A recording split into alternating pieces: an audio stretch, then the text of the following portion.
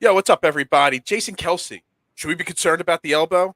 The running back room. Why does everybody want to trade for a running back on the Eagles right now? Zach Wheeler, another dominant performance last night. Do we take Zach Wheeler's dominance for granted? All that and so much more trending in the AM. We start live, 30 seconds.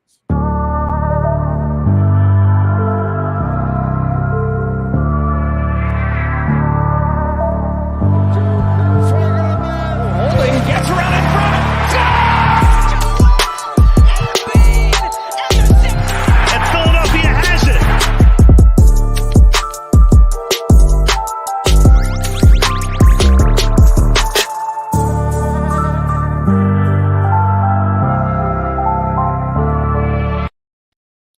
And good morning, everybody. Welcome to Trending in the AM right here on DSM Media.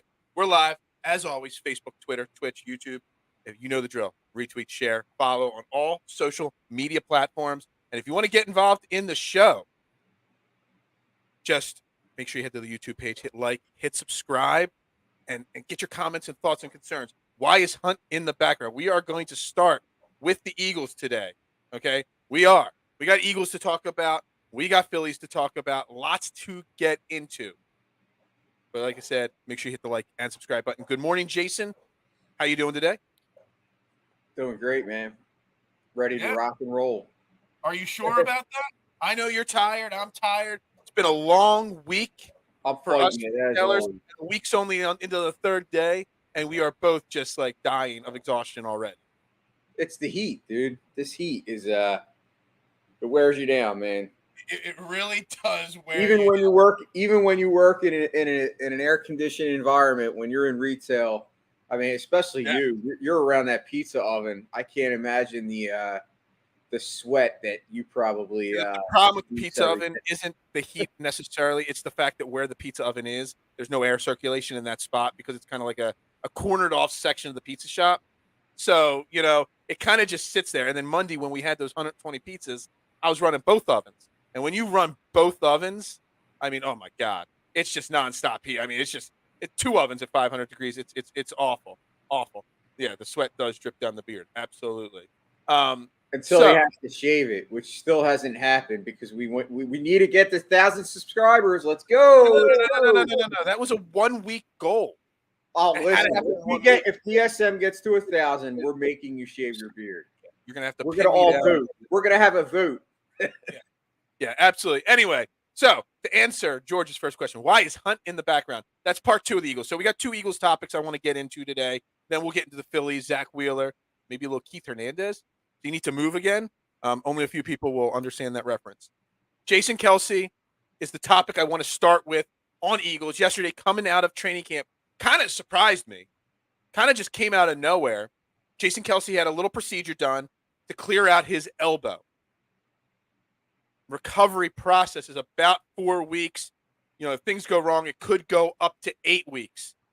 Relieving some pressure and some pain in his elbow. First off, Jason, the first question is, where the hell did this come from? I had not seen one report, and I've read every beat reporter's, recap articles and everything. I'm following training camp to a T. Where was this pain and problem with Jason Kelce? It just kind of crept up out of nowhere, and now there's a smidge of a chance that he's not ready for week 1 of the season. Are you concerned? And are you as surprised as I am? Because it's kind of just boom out of nowhere. I mean, yeah. I mean, where did it come from? Like out of nowhere. Listen, I think unfortunately we talk about the Eagles every year and the injury history, and it's just here we go again. And it's not like Jason Kelce because he's a guy that's generally healthy. I mean, he's an Iron Man. He hasn't missed a game in how many years? Exactly. He's the longest active streak on the Eagles, probably one of the longest in the NFL. So it's not the norm for him. I got to be honest with you, dude. I'm not really worried. I get it. Okay, maybe he misses a game. But this is why we went out and we drafted Cam Jurgens. This is why we went out and drafted, now I'm drawing a blank. The guy from the year before. And Landon Dickerson. Like, we have a deep offensive line, and the bottom line is that I'd rather Kelce be healthy for the regular season Right. than worry about, trying to play through an injury and then ended up making it worse and having to get, be out longer. So I mean, I don't think it's going to be. I think if it was something major, it would have been taken care of sooner. I just think it's one of those routine kind of maintenance type surgeries where they're just trying to clear out some pain, pain management stuff like that. Yeah. Listen, is it a concern? There's always a concern when somebody has surgery, but Right. I'm not. I know Jason Kelce, and I know the way that he wasn't going to play anyway. Right. In Exactly. So, as Carter said. Yeah. So, I mean, he wasn't going to play in the preseason anyway. And this is great for Cam Jurgens because Jurgens is going to get all the number one reps. He's going to get all the experience necessary. The Eagles are going to get to learn a lot about whether he is the center of the future. Dickerson was originally drafted to be, but then because of offensive line issues, he started, playing guard. And they realized he's a pretty damn good guard, too. So, as George says, trust the front office. We do got to trust the front office. I mean, they protect this offensive line. They always have great depth. But it is concerning because the older you get, the more these kind of things creep up on you. You know what I mean? Like, so they said his procedure, it's a 4 to 8 week recovery. 4 weeks from now, the season will be, right upon us. He'll be back most likely. He's an Iron Man. He's tough. That's all great. But it is something to concern. Once you start getting these little nicks and bruises, it can snowball. And we've got some pretty high expectations for this season. And yes, Cam Jurgens was drafted to be his replacement, one of the best centers in the draft this past year. All reports coming out of camp seem to say he's doing really well. But us having a successful season this year, I'm not ready to turn the reins over to a rookie and say that we're going to be a championship caliber, a playoff caliber team with Cam Jurgens behind center for a big portion of the season. That would be a major issue if Jason Kelce started.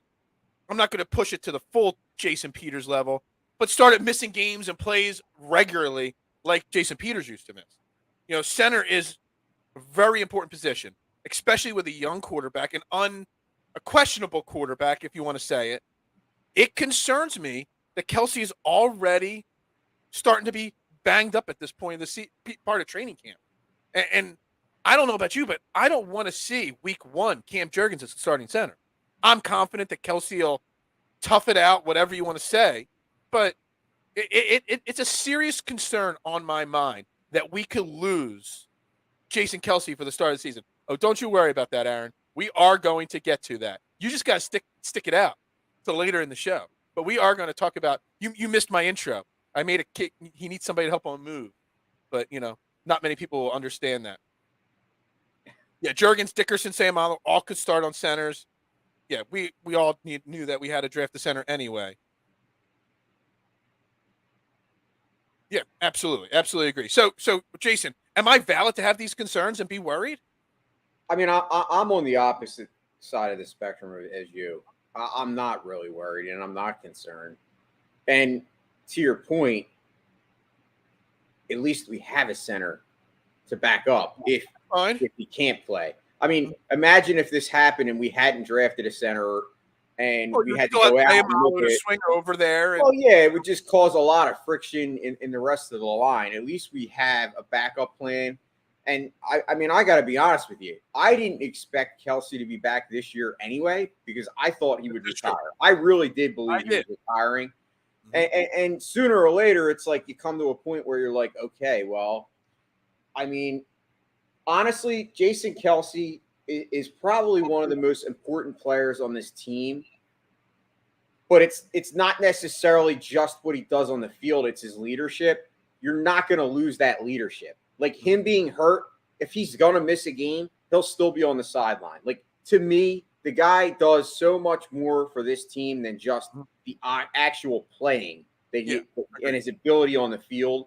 So you're not going to lose that part of it.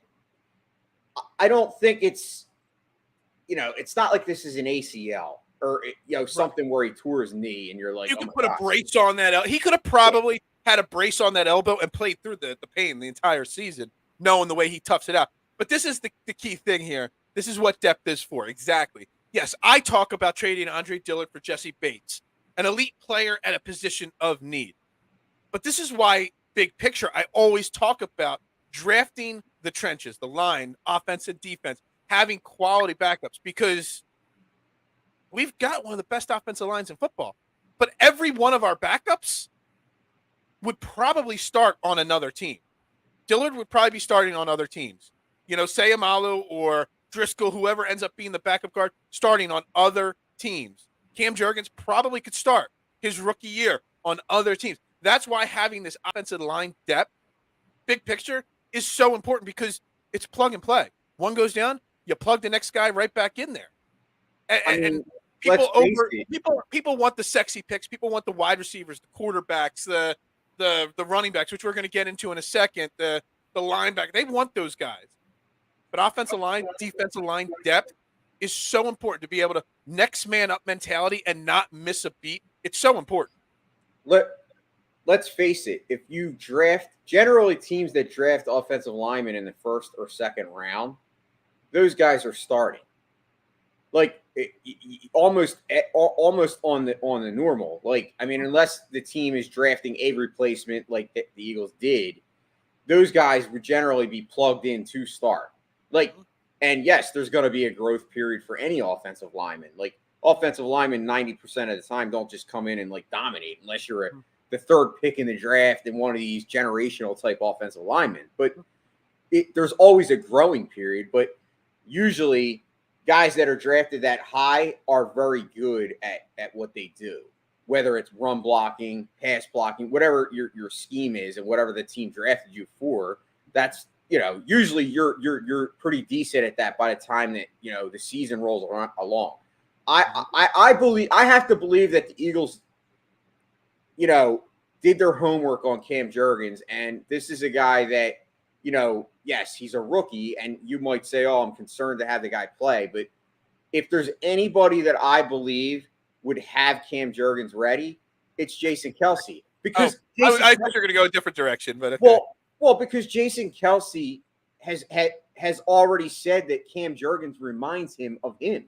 Like, you're already hearing these kind of comments. When you hear that kind of stuff, that, he's obviously teaching this kid. He's probably in his ear every day, like, you got to do this, you got to do that. It's almost like I thought you were going to say if anybody's ready, Jeff Stoutland. If Jeff Stoutland could turn Jordan Mailata and mold that ball of clay, he could take all the talent that Cam Jurgens already obviously has and get him ready for a start or to be a spot. Look, I don't want to think it, but like people have said, older offensive linemen, Kelce, Lane Johnson, we got to expect them to miss time, whether it's games or drives, or they get nicked up and they miss the second or third quarter of a game. We got to expect them to miss time. And I have all the utmost faith in Jeff Stoutland getting these guys ready to know their schemes, know their blocking assignments and all that stuff. I have literally no doubt that Jeff Stoutland will have everybody ready for every possible outcome that will happen this season. Yeah, and as George says, Kelce was actually involved in the process. Like, he was, he went to them and said, if you want to draft the center, you might want to look at this kid. I mean, to me, there was another center in the draft that everybody wanted the Eagles to take in the first round, and we didn't take him. And then it turns out that this was the guy, Jurgens, in the second round that Kelce actually wanted and wanted to be able to mold and groom. It's very rare that I can't remember his name. It's very rare that players actually encourage a team to select their replacement. That shows how much love and care that Jason Kelce has for this franchise and organization. He's not going to leave here, go somewhere else for a year or two, and drag out his career any longer. It really says about Kelce's character as well. I got to be honest with you. I think Jason Kelce has a career in coaching. I really do. I think Jason Kelce. I don't know if he wants to. No, but I'm just saying, if he wanted to, I think he could do whatever he put his mind to. I mean, we've seen him celebrity bartend. We've seen him do, host radio shows. Like, the guy can really do everything because he has such a great personality. Like he really does. Like and Jason Kelce, motivational speaker, living in a van down by the river, and he would make success with that. he's just smart, and he's just a cool Linderbaum. guy. That's right. Thank you, George. Thank you for that one. Josh Yeah, Linderbaum. Tyler Linderbaum. Tyler, I said Josh. He was the guy that everybody wanted to draft in the first round. Hell, there are people that say he was going to go in the top 15, and he fell to the back end of the first round. So that's that. Offensive line, Kelce. We're going to have to monitor this. We're going to have to see. Wait, I see Carter in here. Jurgens got manhandled by Jordan Davis. To be fair, everyone gets manhandled by Jordan Davis. Like Jordan Davis is a Big Mac truck. Dude, come on now. All right. I wasn't even addressing that. All right, so next thing. George had asked in the beginning, why is Kareem Hunt in the program picture, the thumbnail as it's called? And, Josh Jacobs. Again, there's rumors that Josh Jacobs is available. Oh, I didn't even know this. Linderbaum's out with a Liz Frank now. That's a big injury. That's a long time recovery right there. Josh Jacobs, people are talking about the Raiders wanting to move on from him. We've had the conversation in the past that Kareem Hunt is available. Yes, we do have to do this. We have to discuss this 100%. And we will get to Adam's comment on Jalen Reagor in a few minutes. Adam, you hang in there. We're going to get to Jalen Reagor in a minute. Look, these guys are available. Yes, pass 110%. I already addressed that. These guys are available. The question is, why are so many Eagles fans? And I think, Jason, you said you're kind of in the boat of maybe looking at these guys. We've got Miles Sanders. We got Kenneth Gainwell. We got Boston Scott. We got Huntley. We got all these running backs. Yet, and we all want the Eagles to be this big pass-heavy offense. We all want to see Kenneth Gainwell be the breakout star of this offense, in the running back room. Yet everybody's talking about going out and getting another running back and trading assets. It's one thing if he got cut or it was part of a just straight-up swap for a player. But when I see people on Twitter saying, yo, let's trade a second-round pick or a third-round pick for Josh Jacobs or Miles Sanders in like a fourth-round, dude, guys, we don't need to go out and make a big splash for a running back that both running backs need huge paydays. They're both, just like Miles Sanders, at the end of their contract. Why are we going out and talking about bringing in these running backs that are already disgruntled because they're not getting the ball enough? Like, where's the disconnect here? Why do people want these running backs all of a sudden so badly? I would say it's the shiny toy syndrome. It's the new guy, I think a lot of people are unsettled on Miles Sanders and the fact that Miles Sanders is in the last year of his deal. He's playing on the last year. Like, so are the other two, right? Josh Jacobs and I got that. But I think if you look at the overall, if you compared Josh Jacobs, Kareem Hunt, and Miles Sanders, of the three, I would say that Kareem Hunt and Josh Jacobs are both better than Miles Sanders. I'm not saying that, I'm not saying that I would do it. I simply raised the question, or would they be upgrades? I don't know. Well, so first off, let me address the two. Josh Jacobs would be an upgrade. I think it depends on what you want to do. Josh Jacobs is a more like he's a hit the hole, not a dance around kind of guy. If you needed a power guy, I think Jordan Howard is with the Saints. Actually, I think he signed with the Saints. He definitely signed with a Southern team. Josh Jacobs is a run straight forward, north-south type guy, hit the hole fast, and just power through it. Kareem Hunt is basically just a bigger version of Kenneth Gainwell. He's a pass-catching wide running back. So he doesn't really bring that extra dimension that maybe you might want. I know people were talking about Jay Ajayi and LeGarrette Blount and the Super Bowl year. This isn't the Super Bowl year. It's 2022. Totally different team, totally different philosophy, totally different everything. If you want that extra pounding running back and you decide you need him, all right, you wait 4, 5, 6 weeks into the season, like whenever it was that we brought Jay Ajayi in that year, I think it was like week 6 or 7. You don't need to go out and trade assets right now for guys that might just get cut. I mean, Josh Jacobs won't get cut. Kareem Hunt might. You're not going to trade. I saw somebody, a blue check mark, say the Eagles should trade Miles Sanders and a third-round pick for Josh Jacobs. And to me, that just blew my mind. Where do these people get the blue check marks from? Because there is not one good part of that for the Eagles. Why would you do that? It's the shiny toy. It's the keep it cheap. running backs are dime a dozen. As long I as you have think a if great you were offensive line, going to go, great I, blocking system. I think if you were going to go out for a guy like Jordan, I'm sorry, not Jordan Howard. If you were going to go for a Josh Jacobs to pair with Miles Sanders, that would be the. If I was going to do anything, that would be what I would do. I wouldn't want to trade Miles for Josh Jacobs because you're defeating the purpose. I think Josh Jacobs is the guy that, of the two, of him and Hunt, yeah, I definitely think Josh Jacobs is more of the kind of running back that I would be looking for if I was the GM. Simply because we don't really have that on the team right now. Now, you're right. Jordan Howard's are a dime a dozen. You can find them on the waiver wire.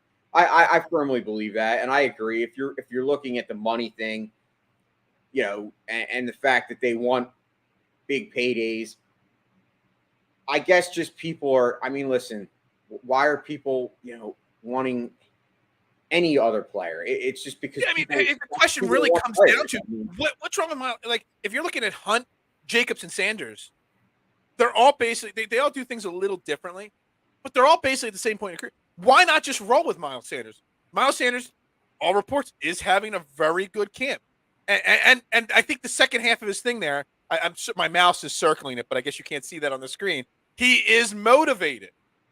Miles Sanders, I've said this before, in my opinion, the pure athletic talent that Miles Sanders has is immense. Miles Sanders should and could be a top 5-7 running back in football. He is that ultra athletic and talented. He just hasn't put it all together. Injuries, drops, fumbles, mental side of it. He hasn't been able to put it all together. Will he? I don't know. But I'm willing to take a chance. I'd rather roll and take a chance on a motivated Miles Sanders who wants a big payday in the offseason. And but you've also been on the record as saying that you would trade him. So I get what you're saying. So, but you've kind of towed that line. Yeah, but I've towed it in a different reason. I've towed it if you can get max value. I always talk about trading players early for max value when they're at their peak, when they're peak trade value, not when they're at their bottom. I mean, Miles Sanders right now is at bottom value right now on the trade market. I said trade him last year when he was at peak market. So that's where the whole trade him comes into play. It is too late to trade Sanders. It really is at this point. He could be, sorry, wrong one. There we go. He could be Shady 2.0. Run him to the ground and move on. Yeah, I guess. I mean, I would love to see Miles Sanders have a breakout year. I don't know. Jason, the lack of respect he's gotten in Philly. Miles Sanders has a breakout year, and he commands a big payday in the offseason. Does he stay in Philly if they offer him a deal? Or does he go elsewhere and just say, screw you, you didn't have the confidence in me, I'm out of here no matter what happens? I mean, I think he already wants out. I mean, he can come in there with a great attitude and say all the right things right now, and that's because he's on the last year of his deal. The only reason, in my opinion, that he would want to come out and play good this year is to get that money somewhere else. He's not coming back here. It's obvious that he's already disgruntled. Like, he's hiding it well right now. Yeah, but he's hiding. When he came out and earlier and made the comment when they, he got all pissy about the fact that somebody said Gainwell was getting first round.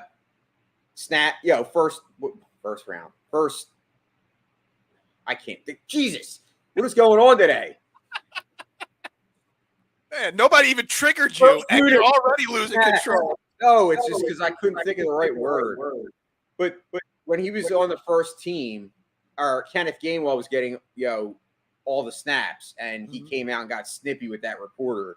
Yeah, he said he wanted his goals are to gain the respect he deserves. Yeah, I mean, that to me right there shows you that he is bothered. He's just, like I say, he's hiding it. I don't think he'll be back. But listen, I like Miles Sanders. I think Miles Sanders, when he's healthy, is an asset, like, to this team. I mean, he's a home run hitter. He could go to the house any given moment. He can go for a 60-yard run, and it happens a lot. It's just, can he stay healthy? And that, to me, so far has been his biggest. Control the fumbling issues and stuff like that. And also, he wasn't as good in the pass catching game the past 2 years. His first year, he was good. He was better out of the backfield catching the ball. But all of a sudden, it seems like he forgot how to do that. I think Kenneth Gainwell, I mean, once again, I love Kenneth Gainwell. Mm-hmm. I watched him quite often when he was with Memphis, and I think he's a guy that can round out to be your full-time back. Yeah. And I think that's why I agree with some of the comments too. I'm firmly in the booth. You just don't pay a running back anyway. You know what I mean? Unless you've got a special type of player. I mean, most of it, you look at the money Ezekiel Elliott got. He's burned out. He's pretty much toast. He's not worth the contract he got. Dark Henry's probably getting close to there. Dalvin Cook's getting close to that point.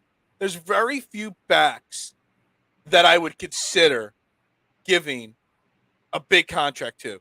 Honestly, if I look around the league right now, I don't know if there's a single back that I would commit a massive contract to right now. Well, CMC was the only one, to me. Then he got hurt, and that's unfortunate. Because CMC provides. That wasn't that he got worn out, kind of got hurt. He started getting hamstring issues and those kind of like soft tissue type injuries. CMC, if he's healthy, is worth every penny of the money. Absolutely agree. Because he does everything. I was kind of thinking Austin Eckler. He's the type of running back that I would commit to. Big picture. CMC could have a 3,000-yard season. I've already got him in my book. If I had the first overall pick in a fantasy football draft, I know Jonathan Taylor is everybody's one. Christian McCaffrey to me is still worth the risk at number one as the top running back in the league. I agree. He's going to get a lot of touches down there in Carolina for sure. 100%. Alvin Kamara or Austin Eckler a contract. Is Alvin Kamara even playing? Did we ever each actually get a resolution on his suspension or potential suspension? It's not until September now. They moved it back. Okay. They keep moving it back. Yeah, I don't get that whole. Yeah, I hate that stuff gets pushed back. All right, Adam mentioned it earlier. Another report out of training camp yesterday. Jalen Reagor is having a great camp by all reports. And now the Denver Broncos, who lost Timothy Patrick, ACL tear. Denver Broncos seem to be, kind of interested. At what point and at what level does Howie finally pull the trigger? We've already talked about this before. Is training camp, we all say it's just practice, it's just camp. We don't care till we see the games, the regular season games. But then yet we hear about guys like Jalen Reagor having a great camp, and we're like, all right, let's trade this guy. Let's get him off this team. Is Howie finally going to pull the trigger soon here on a Jalen Reagor trade?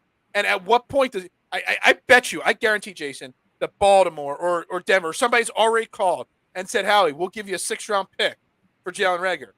And he said, nah, I'm good. At what point will Howie finally say, does it have to be a 3rd? It has to be a 2nd. Is he holding out? Or is he just not going to say, I don't care what you offer. I'm keeping Jalen Reagor. At what point does he need to say, all right, I'm not going to get much better than this. Let's just draw the line in the sand now and get this done. I mean, in my opinion, I would do it for a 4th, but I think. Well, I'm not saying what's your opinion. I'm asking what's Howie's. Howie won't do it for less than a 3rd. Yeah, that's what George is saying. KC saying Reagor isn't going no matter what. I don't know. I think if a 3rd, Howie should. If I find out Howie turns down a 3rd-round pick for Jalen Reagor, I'm going to say it's a big mistake. I think Reagor is going only because I think the Eagles already believe that a change of scenery is needed. I think Reagor knows a change of scenery is needed. I think both parties will agree it would be better for him to be traded. Mm-hmm. He's not built for this town. He's just not. Mm-hmm. And I don't see him getting any better. He's not going to get a lot of looks with A.J. Brown, Devonta Smith, Dallas Goedert, and even Kez Watkins. He's just not. Mm-hmm. To me, I would cut bait, trade the guy, you move on. Like, mm-hmm. you made a mistake. You took him over Justin Jefferson. We're still going to, never let that live down. Justin Jefferson may be the best wide receiver, in the NFL within 5 years. I mean, I can't say he is today, but he's He's one of the fear, best young my fear is receivers in the NFL. George and you and me are saying a 3rd round pick. You're saying even a 4th round pick. I don't know if you can get better. The thing is, I'm concerned that Howie is holding out for a 2nd round pick, and he's not going to take anything less. I don't think I'm not saying he'll get that. I'm not saying he should get that. But my fear is that Howie still sees the potential. He doesn't want to admit that mistake. So, why would he give up Jalen Reagor for a 5th round pick? Yeah, exactly. Well, that's a valid fear because I agree with you, but I just think that sooner or later you have to just say, "Come on!" No, I agree. Like Howie, let's just get it done. Get something. Because I agree. I'm in your camp. They're not cutting him. If Jalen Reagor is not traded, he will be on this team. I firmly believe that. I said it already. That we talked it last week on the show. If it came down to one final roster spot, and it was Jalen Reagor or Zach Pascal, he's keeping Jalen Reagor and cutting Zach Pascal. I agree with that kind of confuses people why they would cut somebody they just signed as a free agent. There's no way they're going to just cut him. There's like actually, Jay, I think it's like an $8 million. I mean, he only scheduled to make like $2 or $3 million this year, or some small number last year of his rookie deal, or 3rd year of his 4-year rookie deal. But there's like an $8 million dead cap hit if they cut him. So they're not going to cut him and take that cap hit on Jalen Reagor. There's no way possible. I mean, I would not want Reagor as the returner. I think Britton Covey might make the team. I mean, I'm hearing a lot about him at camp. You heard his name. Yeah, you hear his name a lot. Every single day. We always, every single year, fall in love with somebody at camp. And is Britton Covey just that guy that we're just falling in love with the camp guy? Paul, I call it the Paul Turner syndrome every year. Who was the last great return guy we had? Darren Sproles. That's going way back. And he was only through the Super Bowl. Really. Was it Jeremy Bloom? He was a really great punt or kick returner. Right? Did we have Allen Rossum? Who? Allen Rossum, the cornerback. Yeah, he was on the Eagles for a little while. You're going way back. But he was an awesome returner. Remember him as a returner? I don't remember his return, so he must have been that great. Barner was okay. He wasn't good. He was okay. We need something in that area. Yeah. I mean, in my opinion, the return game on kicks is a little overrated anymore at this point. Most kicks don't get returned anyway. But on the punt return, you can definitely change the course and the trajectory of a game if you've got a solid punt returner back there. Jalen Reagor, Greg Ward, both of them are not the answer. Greg Ward catches the ball at least. Jalen Reagor's got that potential to burst one or bust one. But neither of them are really strong and consistent enough. Brian Westbrook, that would probably be the last great returner, in my opinion. Darren Sproles and Brian Westbrook. Deshaun Jackson, I guess, at points of his time. It's going back. Yeah. So, but are you? Brian Mitchell, yeah. I love Brian Mitchell. Brian Mitchell. If you want to go back in time, Adam, we can say Brian Mitchell's a legend. Bye, Sikahema. Him and punching and boxing the goalpost after every touchdown. But I was always a Vi guy for sure. Loved me some Vi Sikahema. But so are you really going to let Britton Covey make this team because he's a good returner? I mean, is that enough? Are you going to special teams is important?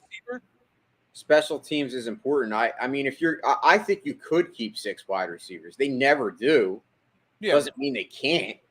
I mean, plenty of teams do. I mean, you see teams that value special teams, and that's why they do keep a 6th receiver, because generally it's usually a guy that does returns or plays on the on the punt or kick team. I don't know. I guess I'm just at the point. Here's what I'm hoping for. I'm hoping Friday. Friday's the first preseason game. Again, just remind you, Chris Franklin, NJ.com will be coming on Friday morning to get us set for Friday's preseason game. We're going to get his direct report from camp because he's been at camp every single day. Does great coverage. He'll be here.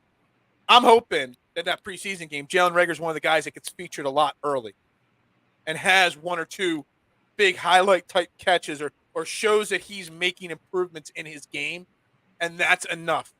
Because if you think about it, these reports coming out of camp, him being on the depth chart, as people are saying, where he is. I mean, it kind of, another team, another GM, the Broncos GM could be like, the Eagles are just trying to hype him up so that they get an extra draft pick out of us on him. But if we actually see him in game field, yes, a preseason game against backups, whatever it may be, if we see it in game, it might make, all right, so Howie says, I want a third. Broncos say, I want to give you a fifth only. Then he has a good preseason game. Then maybe the Broncos are like, all right, we really need that third wide receiver. All right, we'll give you that third round pick. So I'm hoping that preseason game is what turns the tides on the Jalen Reagor conversation. Yeah, I mean, it would be nice. No. It would be nice to have closure in that area. Yeah, absolutely. All right, let's transition. Let's get to the Phillies. We spent 35. I spent about 6 of my Phillies minutes on Jalen Reagor. What the hell? Come on now. Can't spend too much time on Jalen Reagor. All right, we got to move to the Phillies here. He'll be like a lot like Aguilar and not get any better. I don't know. Aguilar was probably better. Aguilar's underrated. We'll bring that up soon here. That Elson Aguilar is an underrated Eagles wide receiver. Phillies win last night against the Marlins 4-1. Another win, 6 in a row. They've won how many of their last 11? 10 of the last 11, 11 of the last 12, whatever it is. 12 of the last 14, still red hot. Zach Wheeler, another stellar performance on the mound. And Jason, I texted you this last night that I got a question. All right, KC, mark this, the 36-minute mark here. I need a clip on this. Zach Wheeler is criminally underrated in Philadelphia. And I've got over here on my side screen that I now got up 1, 2, 3 other Phillies pitchers. Is this 3-year stretch that Zach Wheeler is on right now up there or above what Roy Halladay, Cliff Lee, and Cole Hamels did in their career in Philly? And let me before you answer, Jason. Roy Halladay had 2 of the most amazing seasons of a pitcher ever. No hitter, perfect game, all that stuff. But it was only 2 years.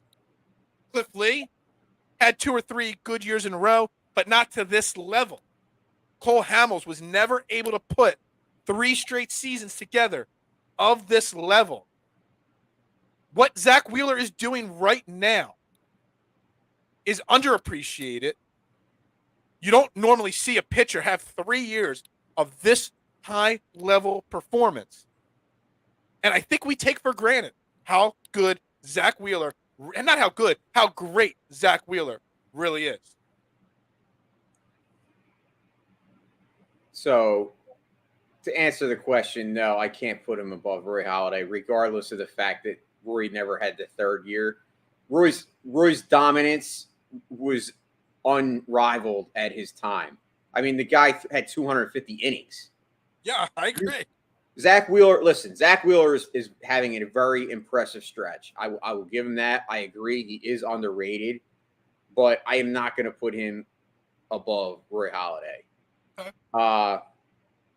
Cole Hamels.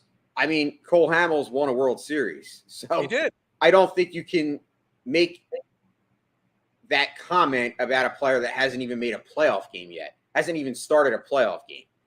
Okay. Like Zach Wheeler, once again, I'm not against him, but, maybe we will see it this year. See, it's hard to answer that. I think you would have to see how this year plays out. If we do make the playoff, which I believe we will, I think the Phillies are red hot. Here's my bold take. I think we catch the Braves. I really do. I feel it. I feel it coming. And who was the other guy? Cliff Lee. Cliff Lee. I mean, that's an interesting one. Let me just show. So in the shortened COVID season, he had a 2.92 ERA and a 1.16 WHIP. Okay. Last year he had a 2.78 ERA and a 1.00 WHIP. And this year he's at a 2.63 ERA, and he's got a 1.02 WHIP. All right, so that's 3 straight years sub 2.9 basically ERA. Roy Halladay, his best year, his first year here, he had a 2.44 ERA. Okay, then he went 2.35. So that's too great. But then he got hurt and never pitched again. Cliff Lee in his time in Philly only had 1 season under 3 ERA. Cole Hamels. Where's Cole Hamels? Sorry, I'm flipping like 4 different screens here. Cole Hamels would always have a good year Like in '08, he had a 3.09 ERA, then followed it up with a 4.32. Then he went 3.06 and 3.79 or 2.79. So I guess his 10, 11, 12 maybe rivals it because he went 3.06, 2.79, 3.05. And he actually had in 2011 a sub-1 whip. People actually forget how good Cole Hamels was in 2011 compared. Like, he was great. He carried us to that World Series in '08. But his 2011 was actually better than '08 pitching-wise. But then after that, his ERA jumped to 3.6. And then 2.46, then 3.65. So he was constantly up and down. Zach Wheeler's put together 3 straight phenomenal seasons, statistically speaking. And all right, so you don't want to say he's as good as Roy Halladay or those 2 years, or he's not as good as Cole Hamels because he didn't win a World Series yet. But can we at least agree that he's 110% criminally underrated and we just take for advantage that he's just going to go out and pitch well every single night? Yeah, I mean, I think we talked about it this year, how, you were saying earlier in the year that, Zach Wheeler was still a good pitcher, but he wasn't like having the same type year as 2021, which was absolutely correct. Last year, he had 3 complete games and 2 shutouts. He hasn't completed a game yet this year. I mean, that does go a long way, especially in a day and age when complete games hardly ever happen. He had 3 last year and 2 shutouts. And the one game was the game when he pitched. It was the Roy Halladay. I believe it was when he was inducted in the Philly Hall of Fame. And Wheeler went out. Remember, he had that dominant. He pitched like 9 innings, shutout. Had 10 Ks and I think no walks. So I think Zach Wheeler is definitely criminally underrated. Zach Wheeler was a number 1 pitching prospect in baseball. He was the number 1 draft pick, and then the Mets traded for him, and obviously he was injured early in his career. If you look at his early numbers weren't actually that bad. It was just he didn't have a lot of games. He was injured. So I'm looking at his stat line. I mean, he's averaging a 3.41 ERA in his career, which is very good, especially, in this day and age. My whole thing with Wheeler has always been his health. And obviously COVID season is a little bit hard to judge as far as it goes in my opinion, for pitchers, either if they had good years or bad, because it was such a short sample size. And I think what a lot of people aren't remembering, though, is what COVID did to the year after. A lot of pitchers wore down. Not Zach Wheeler. Zach Wheeler went 32 games. He had his best season of his career. He had his full season. Obviously, it affected him this year because remember, in the beginning of this year, his arm was tired. It was the most innings he had ever thrown, 213 innings. It's a lot of innings. And it came after that COVID season. So, yes, I think Zach Wheeler is definitely underrated. You look at his numbers now, it's trending towards where he was last year. I don't think he's quite the same as he was, and that's okay. He's not going deep into ball games. He's not getting those complete games and stuff like that. But again, like you said, he threw a lot of innings last year. Carter saying Wheeler didn't have his best stuff last night, but he was still able to get 6 innings, give up 1 solo home run, and that's it. He did what an ace does. He does what a Cy Young candidate does. Do you know, Jason, that right now? Well, I saw this stat. I saw this 2 days ago, and then I wasn't on the show Monday to talk about it. Then we didn't talk about it yesterday. That as of 2 days ago, when I looked, Aaron Nola has better odds to win the Cy Young than Zach Wheeler. Yeah, that's a little nuts. It's because people, visually and mentally speaking, are thinking Zach Wheeler isn't having a great season. But dude, you got to remember though. See, I think people fall in love with ERA. To me, WHIP is a better standard to hold a pitcher at. Look at WHIP. Zach Wheeler is 16th in the league in WHIP right now. And where's Aaron Nola? He's probably 4th. I'm going to try to look up Aaron Nola. He's probably 4th or 5th. Give me a second here. Aaron Nola every single year almost regularly has a under 1 WHIP, which is amazing. He's at 0.94 WHIP right now. pretty excellent.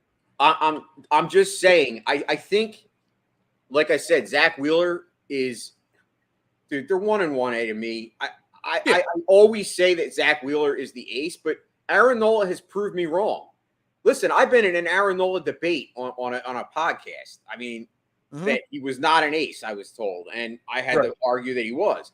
If you look at Aaron Nola, he's only had 1 year where it was above 4 ERA, and that was last year. So, all right. So Zach Wheeler, just so you know, is 11th in ERA. Aaron Nola is 24th in ERA. But then when we go to WHIP, we're going to resort here by WHIP. Aaron Nola is 6th in WHIP at 0.94, 0.95, whatever it is. They got it rounded up. Zach Wheeler is still 16th. So he's top 16 in 2 of those categories, where Aaron Nola is only in 1 of those categories. But he's strikeouts. Strikeouts, okay. Aaron Nola. Ks. All right. Aaron Nola is 6th in Ks. Zach Wheeler is 12th in Ks. So it's not like he's that much further behind. I know, but the stats that they look at, Aaron Nola is 2nd in innings pitched so far, where Zach Wheeler is all the way down at 25th in innings pitched. I just think Aaron Nola is having a better year. I think it's easy to just quickly look at the ERA and say Wheeler. Aaron Nola's had a great year, dude. I think he got robbed of the. Aaron Nola is 3rd in WAR, wins above replacement, which I hate that stat, but he's 3rd in WAR among all starting pitchers. I don't know what ESPN's stat line, how many innings or how many starts you have to get on this list, but he is 3rd in WAR. Zach Wheeler is 4th in WAR. So they're both similar. They're having a great year. I agree. We're blessed to have them, and that's why come playoff time, we are dangerous. We make the playoffs, we are dangerous with those 2. I know the Mets have 3. I know other teams have 3. But to me, I look at it doesn't matter because it's head-to-head. They're going to face each other. So if you have Zach Wheeler facing Max Scherzer and you have Aaron Nola facing Jake DeGrom, that could go either way, both games. Like, it doesn't mean that they have an edge. So I love it. I love our chances in the playoffs with those 2 guys, especially this year. I think they're both having great years. And you just showed it. Adam had said, I put up before, Halladay, Hamels, Wheeler, and Lee in that order. I really think that if Zach Wheeler continues to pitch as he does this year, and maybe we actually win a series in the playoffs, we might have this conversation again after the season. Because the only reason why Hamels is ahead of Wheeler, in my opinion, is because he won that World Series. We might be talking Wheeler as the second best. I'm still saying, because I said the question was because of his 3-year stretch, best 3-year stretch. Roy Halladay only had a 2-year stretch. Yeah, but Phil, you can't. I get it. You can't compare it. Roy Halladay's were dominant. Like Zach Wheeler's 3-year stretch. Zach Wheeler's never had 213 innings. Roy Halladay on a regular had 200 innings every single season. He was an old school. He got hurt. He got hurt that year. That's why he dropped off. It wasn't that his. No, I know. It wasn't that his pitching dropped off. He got hurt. Well, his pitching dropped off because he got hurt. Well, look, I'm just trying to say. You will not win that argument with anybody. I'm sorry. Roy Halladay to me is like, he was a machine. He was. I was so pumped the day we traded for Roy Halladay. Roy Halladay had a perfect game. You see whose jersey's hanging hitter in 1 year. The only Phillies jersey hanging up. It's Roy Halladay. All right, it's the only one. So you're not gonna. You're not. I'm not saying Roy Halladay isn't great. And it's just that this 3-year stretch is so undervalued. You know, if I didn't bring this up and I said to you, Jason, if I didn't say this question, if I would have started the topic off without giving you the topic ahead of time, if I would have said in the offseason, give me the 3 best 3-year stretches for Phillies pitchers in the last 20 plus years, would you even have thought off the top of your head that Zach Wheeler had to be on that list? You probably said Halladay, Lee, Hamels. No, Nola. I actually would have thought Wheeler because I know that I do value. I don't undervalue him. I'm just saying. So many people that undervalue what he is in the process of doing in his 3-year stretch here with the Phillies. There's no love given to Zach Wheeler. At the end of the day, you can have great numbers, but I want to see. Let's see what he does here. because this is August, September. Absolutely agree. This is so important right now. 100%. Like, he could actually, you're right. He could carve his name right now and be like, oh my God, that might change my argument. Mhm. If he could have a great playoff, like a great run here, get us into the playoffs, and then win a playoff game. I mean, Roy Halladay only he won the one playoff game, the no hitter, right? Right. So let's see. I like I said, I'm very happy to have Zach Wheeler on this team. Yeah. I agree, he's very undervalued. I just Criminally undervalued in this city, in my opinion. All right, real quick before I know you want to touch on Keith Hernandez. Real quick tonight, we got Syndergaard going up against Alcantara, who talk about complete games and shots. He just came off a complete game shutout Wednesday last week against the Reds, 9 innings, 6 hits, 1 walk, 3 Ks, no runs. But he's had some up and down starts lately. He got beat up a little bit against the Mets. He gave up a few runs to the Phillies. We beat him the last time he faced him. Good morning, Joe. How you doing today, Mr. Bucci? How do you see tonight's Phillies game playing out? Can Noah Syndergaard pitch a little bit better tonight than he did in his debut as a Philly? And do we have a chance? Can we actually take 2 games in a row against Sandy Alcantara? In my opinion, the most underrated pitcher in baseball, because he should win the Cy Young. I think he will win the Cy Young. I think he's the new age of pitching. Like, he's definitely ascended to that level. But I think the Phillies come out and they slay the dragon once again. Okay, I'm calling it now. I didn't think they had a shot last game, and he's the one that they beat in the 8th inning, right? Mhm. Yeah. I think the Phillies are going to win. Okay. I just see a lot of momentum right now, and I'm not betting against the Phillies. I've tried to do that, and every time I've been proven wrong. So I am not. I think this team is special. There's something different about this team that I have not saw in probably the past since 2011.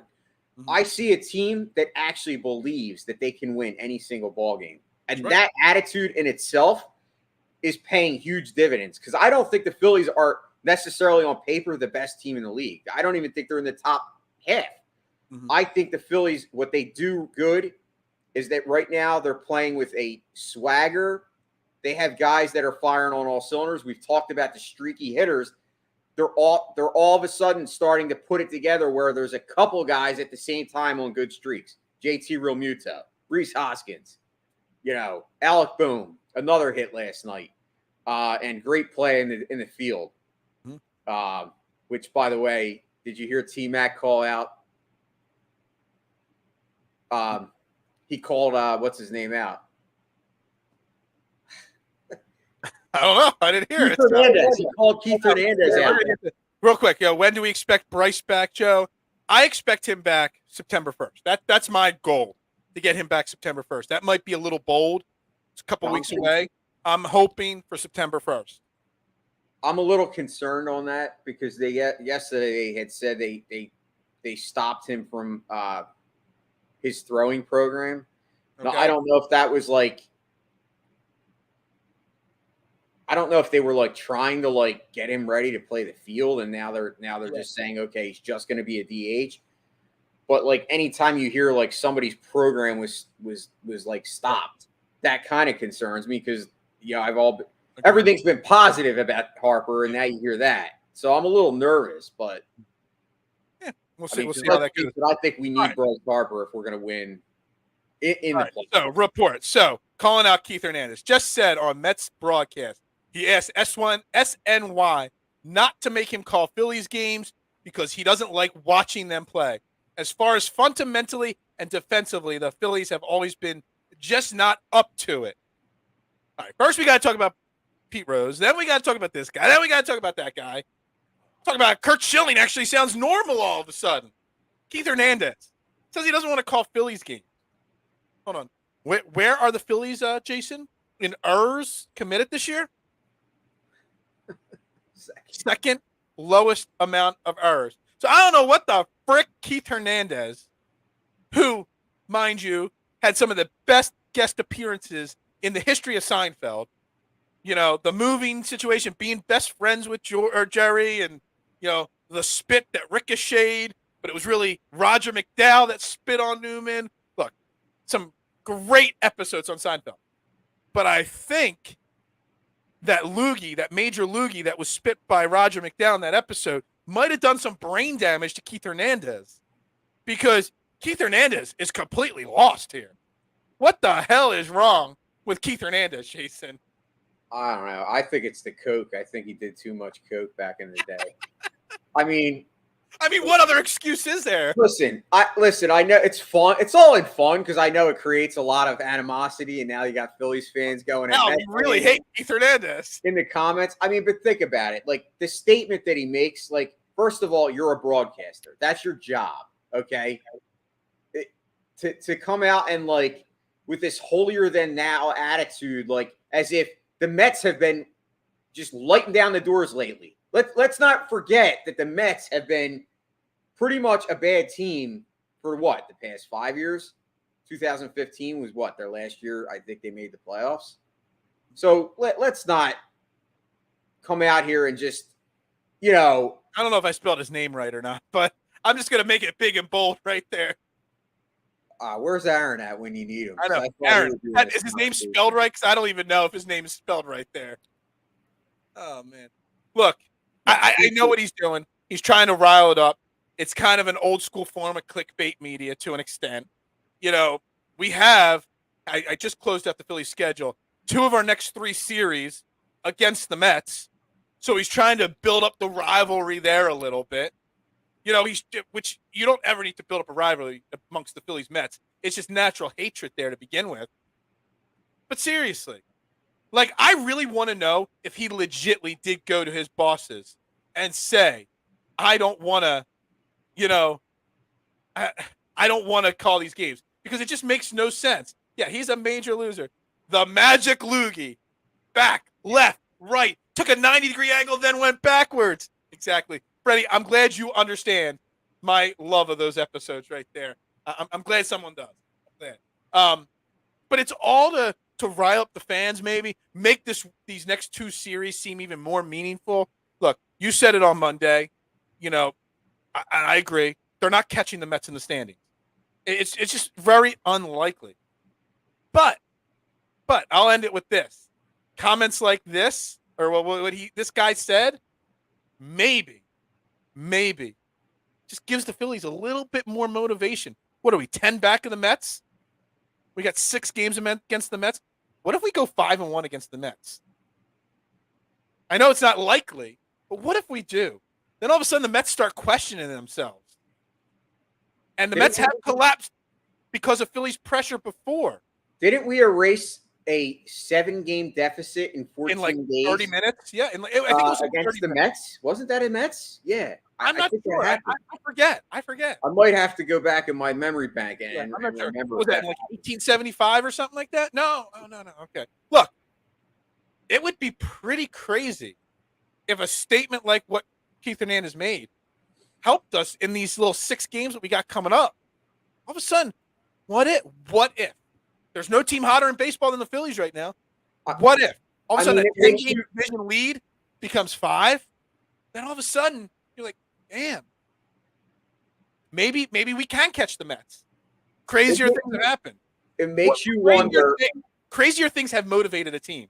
Well, yeah, but I guess these comments at least it makes me wonder if he's actually been even paying attention to the Phillies lately. Agreed. I think he's basing this off of earlier in the year. And let's face it, the Phillies were awful early in the year, and they faced the Mets, and they had probably some of the worst defensive baseball I've ever watched in that series. So maybe he's just playing what he remembers, and he hasn't really watched what the Phillies have been able to accomplish since Joe Girardi's been gone. But he obviously isn't on the same page as where reality is, because this team has turned it around. I mean, I just think it's crazy. Insanity.